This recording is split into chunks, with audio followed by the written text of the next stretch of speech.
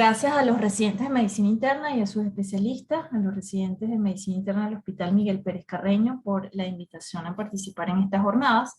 El día de hoy voy a estar hablando de cuándo se justifica ir más allá del perfil lipídico básico y la glicemia basal en la consulta. Entendemos al perfil lipídico básico aquel que está formado por colesterol total, triglicéridos, colesterol HDL, colesterol LDL. Entonces, cuando tenemos al paciente en la consulta, debemos primero evaluar cuáles son los factores de riesgo cardiovascular de este paciente. Y debemos recordar que desde el 2018, la Sociedad Americana del Corazón y el Colegio Americano del Corazón plantearon incluir nuevos factores de riesgo como es la hipertrigliceridemia, el origen étnico, específicamente los ascendentes asiáticos, la menopausia prematura, la preeclampsia, el síndrome metabólico, la enfermedad renal crónica, la ApoB y la lipoproteína A. Hoy en día es conocido que la ApoB es especialmente útil en personas que tienen hipertrigliceridemia leve a moderada. Y es que otro punto importante a evaluar en este paciente que asiste a la consulta y está en tratamiento con estatina es ver si ya están en las metas de LDL, que exista en ellos todavía, o que persista en ellos todavía, elevación de colesterol no HDL y de la ApoB. ¿Y qué está pasando con estos pacientes? Y es que nos damos cuenta que son pacientes que tienen otros trastornos metabólicos como la obesidad, resistencia a la insulina y o diabetes, riesgo concomitante relacionado con aquellos mecanismos que pueden alterar los triglicéridos y producir hipertrigliceridemia, que también puedan producir hipercoagulabilidad, inflamación y lipoproteína A. Es más útil medir ApoB versus colesterol no HDL. Y realmente vemos que los pacientes tratados con estatina, ambos se encuentran elevados. Y ambos se asocian a un riesgo residual de mortalidad por todas las causas y también por infarto del miocardio. Pero ApoB sigue siendo, hasta ahora demostrado por los estudios, la variable que representa mayor riesgo de mortalidad de todas las causas de los pacientes tratados con estatinas cuando se compara con el colesterol LDL o el colesterol no HDL. Pareciera que ApoB es la mejor diana en pacientes que tienen hipertrigliceridemia leve a moderada y que tienen todos estos trastornos metabólicos como diabetes, obesidad o síndrome metabólico. Y los estudios recientes han demostrado que incluso ApoB tiene mayor sensibilidad y especificidad que el colesterol LDL en predecir eventos cardiovasculares como infarto del miocardio, tanto en hombres como en mujeres. Y que cuando lo estudiamos según la edad, como lo hizo el estudio Cardia, lo que encontramos es que los pacientes en edades tempranas que puedan tener elevación del ApoB, cuando se han estudiado, como lo realizó este estudio, incluyendo pacientes que tenían 25 años al momento de entrar en el estudio, pues fueron estudiados a los 25 años, es decir, cuando tenían 50 años, encontraron que estos pacientes tenían calcificaciones coronarias, que es un sustituto de marcador de riesgo cardiovascular, y que el grupo de pacientes que presentaban estas características tenían ApoB elevada. Pareciera que hasta ahora el principal inconveniente de medir ApoB es el costo, y es por eso que, aunque es sugerido, no es recomendado todavía por las clínicas, por las sociedades, como a medirlo puede hacer una evidencia aún. La nueva guía de la Sociedad Cardiovascular Canadiense plantea una serie de parámetros que se deben hacer para evaluar la dislipidemia en adultos con riesgo de enfermedad cardiovascular. Plantean que para todos hay que hacer, por supuesto, historia, examen físico, pedir el perfil estándar de lípidos, como ya lo dijimos, el básico, que está formado por colesterol total, LDL, HDL, triglicéridos, pero recomiendan específicamente que se debe calcular el no HDL. Se debe medir glicemia en ayuno alterada o hemoglobina A1C en caso de que el paciente tenga diabetes. Se debe medir la tasa de filtración glomerular, y la lipoproteína A se debe medir por lo menos una vez en la vida del paciente, que es opcional medir ApoB, y es también opcional medir la relación albúmina-creatinina si el paciente tiene tasa de filtración glomerular menor de 60, tiene hipertensión o tiene diabetes. ¿Qué pasa con ApoB frente a colesterol no HDL? Cuando nosotros hablamos de ApoB, nos referimos a partículas que se encuentran en cada una de las lipoproteínas que son aterogénicas. Pero cuando nos referimos a lo que es colesterol, es la cantidad de colesterol, o sea, colesterol no HDL, la cantidad de colesterol que está en las partículas o las lipoproteínas que no son, perdón, que son aterogénicas, es decir, todas menos HDL. Cuando evaluamos la presencia de estas variables en la población, encontramos que los pacientes que tienen LDL alto, pero tienen disminución de la relación no HDL con ApoB, no presentan mayor riesgo de enfermedad cardiovascular o mortalidad general o mortalidad por infarto del miocardio. Pero cuando encontramos una población de pacientes cuyo LDL está bajo, pero la relación no HDL y ApoB está alto, se incrementa el riesgo de mortalidad en 18-21% y el riesgo de infarto miocardio en 49-78%. En aquellos pacientes con LDL bajo, no HDL alto y no ApoB, y ApoB alto, sí se ve como el ApoB determina mayor incremento del riesgo, ya que aumenta 23% el riesgo de mortalidad y hasta 89% el riesgo de infarto. De manera que cuando medimos colesterol no HDL, este puede ser relacionado con niveles de ApoB, pero no siempre es consistente. Que existe una gran variabilidad en los niveles de ApoB en relación a los niveles de colesterol no HDL. Y que el colesterol no HDL representa la suma del colesterol que está presente en las partículas aterogénicas, mientras que la ApoB se encuentra como una sola molécula en cada partícula aterogénica. Entonces, la Sociedad Europea de Aterosclerosis y conjunto con la Federación Europea de Laboratorios Médicos y Químicos recomienda que la medición de ApoB es superior a las mediciones y cálculos de LDL y no HDL, que ApoB se recomiendan para la evaluación de riesgo y puede ser preferible a medir colesterol no HDL, y si está disponible, por supuesto, y en personas con hipertrigliceriemia leve moderada, diabetes, obesidad o síndrome metabólico.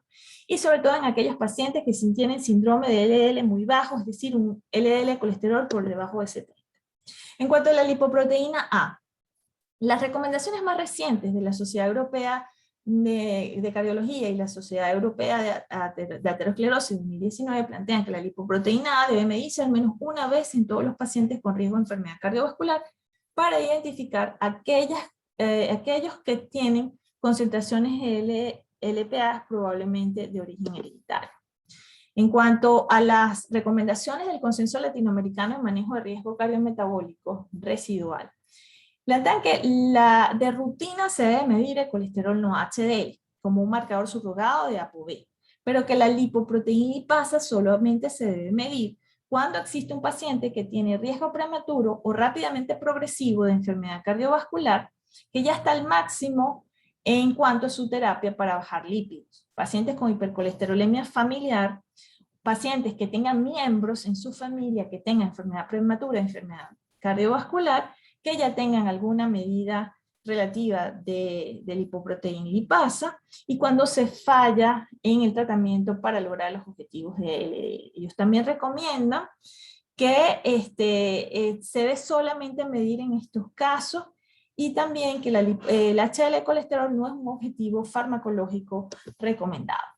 ¿Qué hacer cuando estamos en presencia o cuándo hacer las pruebas genéticas de pacientes que probablemente tienen una hipercolesterolemia familiar? Y la recomendación es que se debe realizar las pruebas genéticas en pacientes que tienen o sea, que son pacientes adultos sin una causa aparente de hipercolesterolemia, pero que su LDL está mayor de 190 y hay antecedentes familiares de hipercolesterolemia o enfermedad cardiovascular prematura, y sobre todo cuando no hay antecedentes familiares en los casos de adopción. Cuando el LDL colesterol está mayor de 250 independientemente de los antecedentes familiares. Y se podría considerar realizarla cuando no se tienen valores de LDL colesterol previo al tratamiento disponible, pero hay antecedentes personales, enfermedad cardiovascular prematura y antecedentes familiares tanto de hipercolesterolemia como de enfermedad cardiovascular prematura.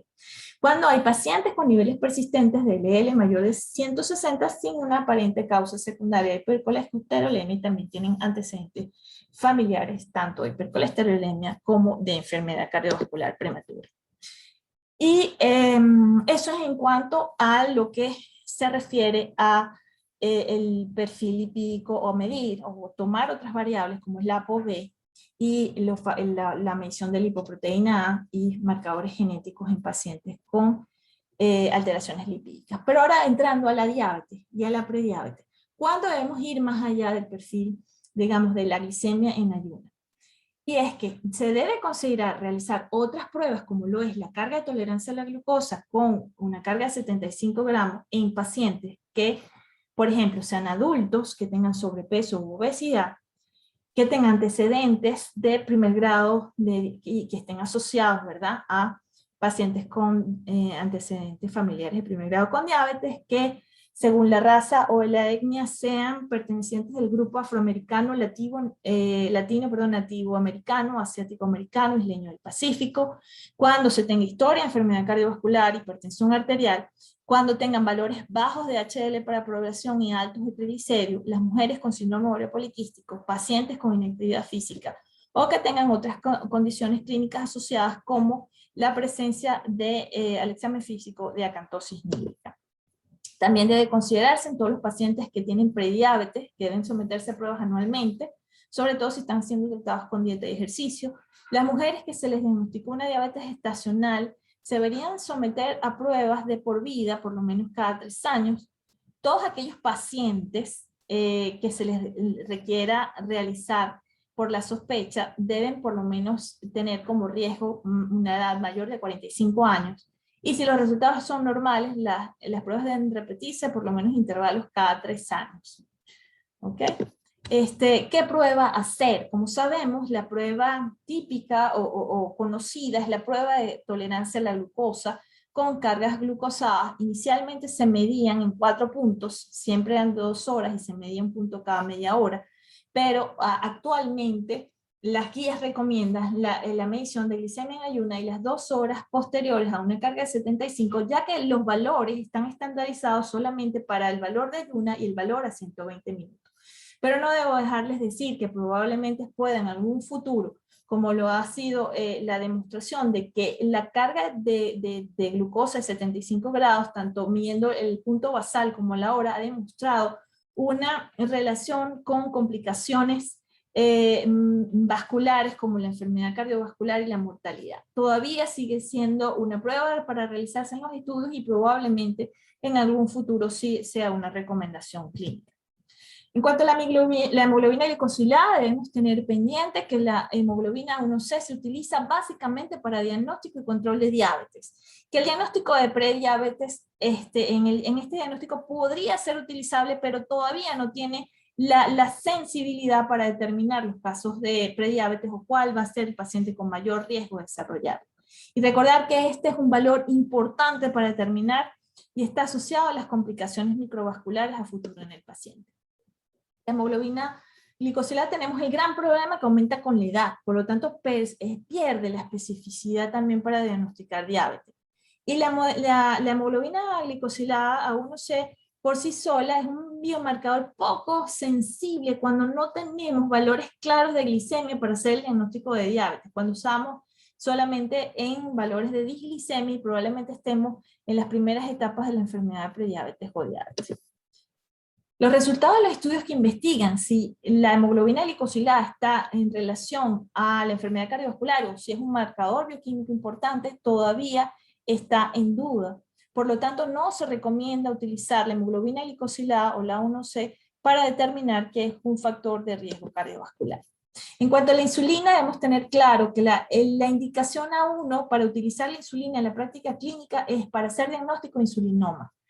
Aunque podamos utilizarlo para la clasificación y el manejo de la diabetes porque nos da una medida probabilística de que los valores de insulina puedan ser reflejo de la reserva pancreática cuando estoy discriminando entre diabetes tipo 1 y tipo 2, esto tampoco es una posición o una acción, una medida que sea sensible. Y en cuanto a calcular el OMA o determinar la medición de insulina para resistencia a la insulina, debemos tener claro que el OMA solamente debe utilizarse en los estudios de investigación y que no debe utilizarse en la práctica clínica para hacer diagnóstico de resistencia a la insulina. Y aunque el OMA se utilice en investigación, los ensayos de insulina todavía no están estandarizados. El hígado graso es un marcador importante de evaluar en la en la práctica clínica porque está asociado tanto a enfermedad cardiovascular como a diabetes. Pero hoy en día debemos tener claro que ya no se llama hígado graso, ¿sí? No, se ha adquirido el nombre de disfunción metabólica, o sea, hígado graso asociado a disfunción metabólica para definir o separar a aquellos pacientes que tienen infiltración grasa que va a determinar riesgo cardiovascular o diabetes asociado a resistencia a la insulina. Paciente obeso es un paciente que no debemos de prestarle atención en la consulta porque es un paciente con alto riesgo de enfermedad cardiovascular a pesar de que sus valores metabólicos estén en rango, porque el paciente obeso, aunque sea metabólicamente sano, tarde o temprano, va a presentar enfermedades metabólicas o cardiovasculares, solamente que a diferencia del metabólicamente enfermo, este obeso lo va a hacer en etapas tardías. Pero el paciente obeso de por sí es un paciente con alto grado de enfermedad cardiovascular, trastornos de la conducción cardíaca, infarto, y un paciente con alto grado de tener hígado graso y también tener diabetes en el futuro. Gracias.